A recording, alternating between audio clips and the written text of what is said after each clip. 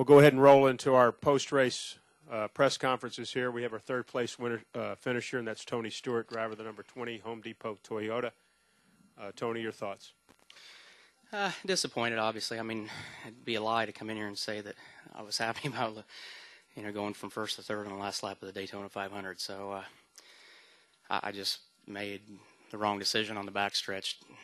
Tried to get down in front of Kyle, and I thought we'd get a push down there. And the top line, the 2 got glued to the 12, and when you do that, it just, I don't know if I could have stopped them anyway, even if I'd have changed lanes. I'd say most likely we would have ended up like a bunch of other guys, wrecked. But, I guess in all reality, in hindsight, and tomorrow I'm probably going to be a lot happier about it. But thought we were going to have a fun haircutting party in here tonight with you guys. But, I don't know. It's hard to explain. It's just probably one of the most disappointing moments in my racing career tonight. So. Let's take questions for Tony Stewart. Raise your hand. We'll bring you the wireless. State your name, affiliation. Who has the first question, please? Raise your hand, please. Questions for Tony. Back in the back, we've got a question. And then we have one here. Go ahead. I'm Daniel Procopa with the Winter Haven News Chief.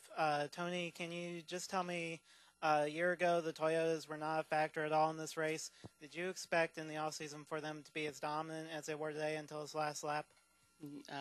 Didn't know what to expect, in all honesty. I mean, you never know when you go to a new program exactly what you're going to have till you get it. And I can say I'm pleasantly surprised for sure.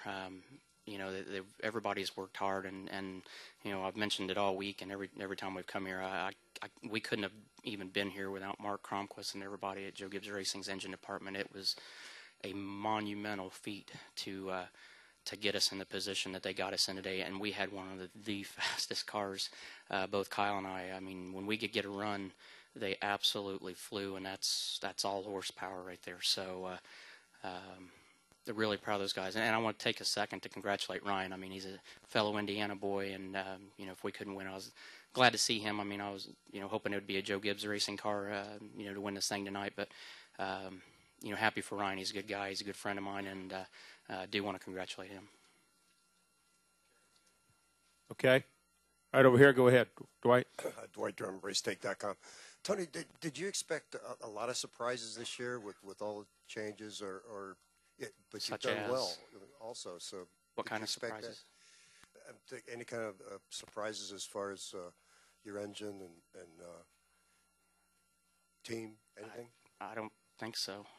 I mean, I don't really know how to answer that because I don't think there were going to be any surprises. I mean, it's the same car we ran half the season last year. It's a motor program that, obviously Mark Cronquist felt comfortable with that change or we wouldn't have done it. So I can't really say that there's anything that stands out at this point.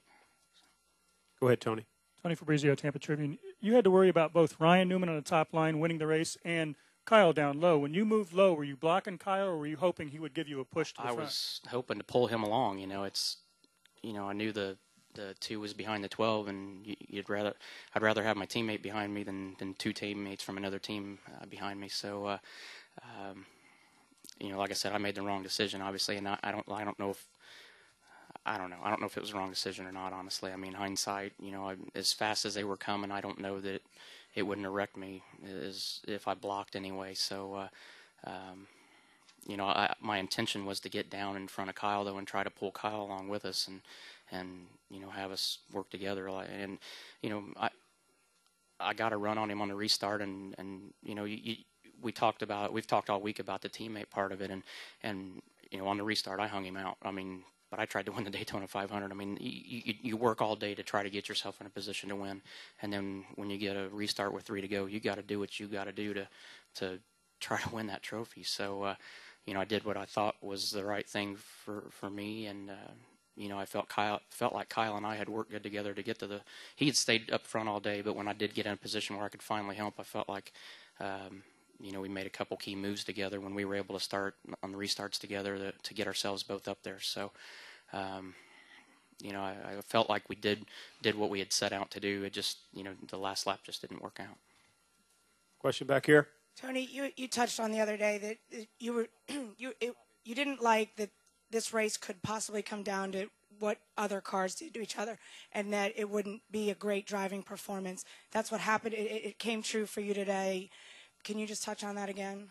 Well, I mean, you still have to drive, because I can promise you, when you got somebody glued to the back bumper, you're not just sitting there riding. I mean, the push that Ryan was getting from his teammate, he had to drive. I mean, I promise you, when Ryan was pushing me through 1 and 2, it was not fun, and I had to do some of the hardest driving I had to do all day at that point. But you know, it is what it is. I mean, we all know it. You guys all know it.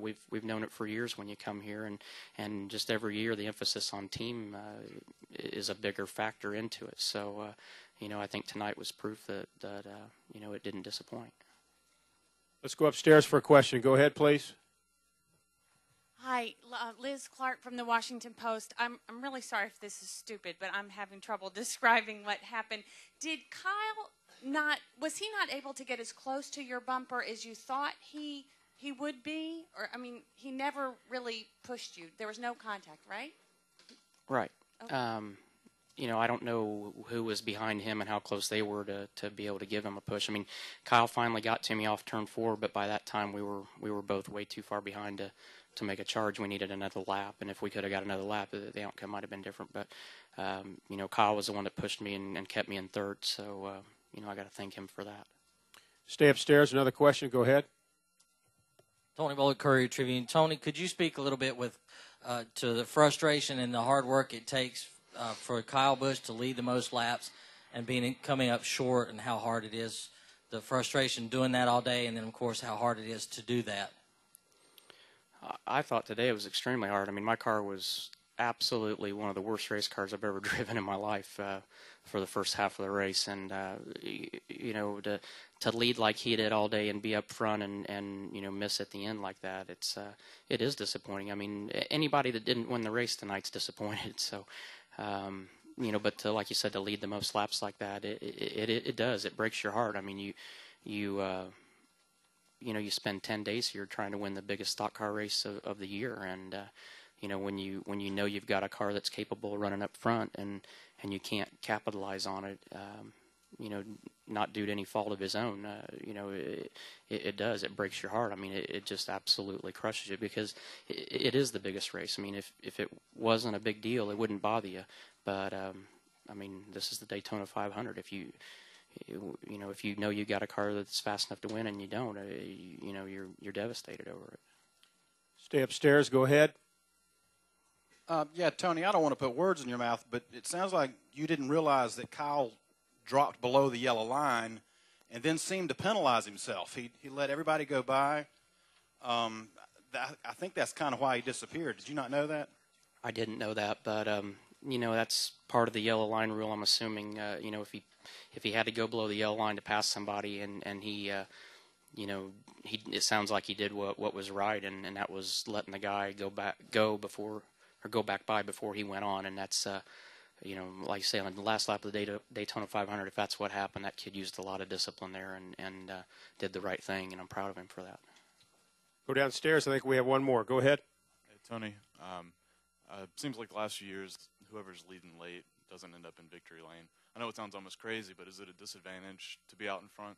Absolutely, no doubt about it. I mean, you know, we lost the lead twice this week, leading the race on restarts. So, you know, everybody works hard to get a run, and that's, you know, that's what practice is about. That's what the qualifying race is about. That's what the shootout's about. You try to learn how to get those runs so you can make big moves like that. So, you know, I mean, you really don't want to be leading. It's kind of the old days when the slingshot was so effective. I mean, you didn't want to be the leader on the last lap because there was that big run on you on the last lap.